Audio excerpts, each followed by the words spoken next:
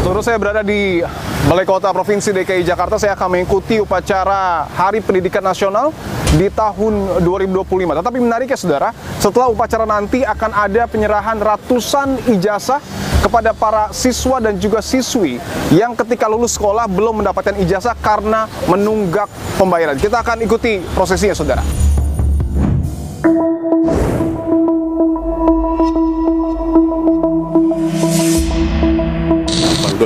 Oh, boleh Bang Dul sedikit Bang Dul. Di Hardiknas tahun ini sedikit berbeda karena akan ada penyerahan ijazah. Apa yang melatar belakangi Pemprov DKI mengeluarkan kebijakan? Memang kenyataan bahwa banyak ijazah-ijazah anak kita yang belum sempat terambil di sekolah. Ya. Nah itu Pak Gub punya kebijakan kita lakukan pemutihan. Oke. Artinya apa? Nggak ada gunanya kita keluarkan beasiswa kalau anak ini tidak bisa melanjutkan. Tapi yang jadi akar persoalan kenapa ijazah sampai ditahan apa Bang? Loh itu kan perjalanan lama, jangan tanya sekarang. Oke. Tapi ada indikasi bahwa pelanggaran hukum mungkin misalnya dilakukan Bukan oleh pihak hukum, sekolah. misalnya SPP, ruang apa, uang gedung itu kan dulu persyaratan orang sekolah kan nggak semuanya gratis kan. Oke, siap. Oke ya. Baik, terima kasih Bang. Diperlukan kerjasama semua pihak, baik pemerintah, orang tua, masyarakat. Di belakang saya saudara adalah prosesi penyerahan ijazah kepada 8 siswa-siswi kita secara simbolis secara langsung oleh Wakil Gubernur DKI Jakarta, Rano Karno. Muhammad Riza dari SMA Dian Persada, Rafli Ramdhani dari SMK Patriot Nusantara. Kalau saya sih nyoba tapi nilainya kurang mas. Berarti waktu ke mana nih? Ke SMA apa? Pas dari MTS daftar ke SMK waktu itu. SMP-nya swasta. Iya, SMK-nya swasta. Pertama mungkin boleh ditunjukin dulu ijazah yang selama ini dinanti-nantikan. Ini ijazah resmi dari pihak sekolah yang berapa tahun ditahan, Rizal? 7 tahun. 7 tahun. Kalau Ina? 3 tahun. Gimana?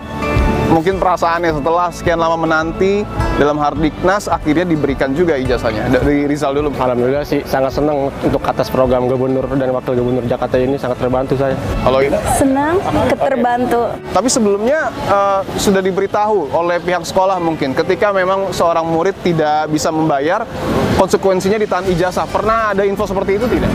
Pernah sih dari sekolah juga kalau misalkan tunggakannya masih ada ijazah ya mungkin ditahan sampai lunas semuanya gitu. Iya.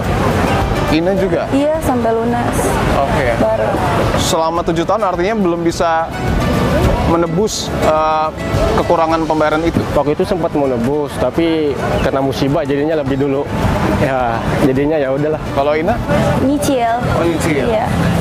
Berapa nyicilnya itu? Mungkin bisa diceritakan. 1.500.000 gitu. Setelah lulus dan tidak memperoleh ijazah, sempat ada kendala dalam mencari pekerjaan tidak? Sedikit kendala sih. Waktu saya ngelamar salah satu perusahaan kan harus diminta ijazah fotokopian ya. Dan ijazah aslinya itu belum ketebus, jadinya mau nggak mau saya harus minta fotokopian agar bisa masuk ke perusahaan itu. Oke. Kalau Ina sendiri waktu mendaftar sekolah, fotokopi juga sama. Setelah mendapat ijazah, tentu kan masa depan semakin cerah. Karena tiket untuk misalnya masuk ke dunia pekerjaan lebih jelas, masuk ke dunia pendidikan juga lebih jelas. Rencana ke depan dari Rizal dan juga Ina apa? Kalau saya sih rencana saya ke depan itu buat mudah-mudahan saya menjadi konten kreator sih mas. Kita tekunin ke jalan situ dulu. Kalau Ina sendiri, Ya. ada rencana melanjutkan kuliah mungkin? Mau kuliah. Oke. Mudah-mudahan ini akan bisa bermanfaat bagi para siswa yang selama ini ijazahnya tertahan. Tadi saya secara langsung menanyakan kepada mereka, ada yang 3 tahun, ada yang 5 tahun, jumlahnya ada yang 15, ada yang 17 juta. Jadi intinya ijazah ini tidak diambil karena mereka tidak mampu.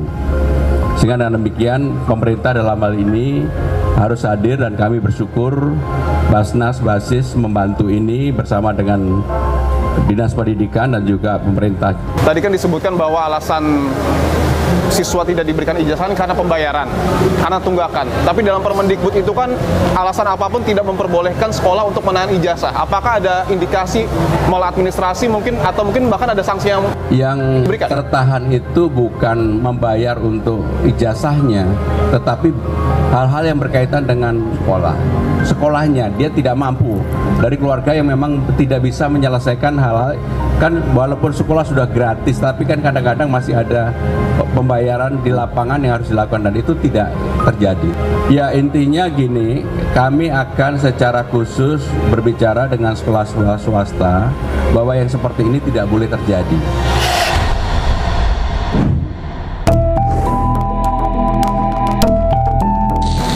Saya sudah bersama dengan staf khusus Gubernur DKI Jakarta, ada Mas Ciko Hakim. Mas Ciko, terima kasih untuk waktunya. Terima kasih.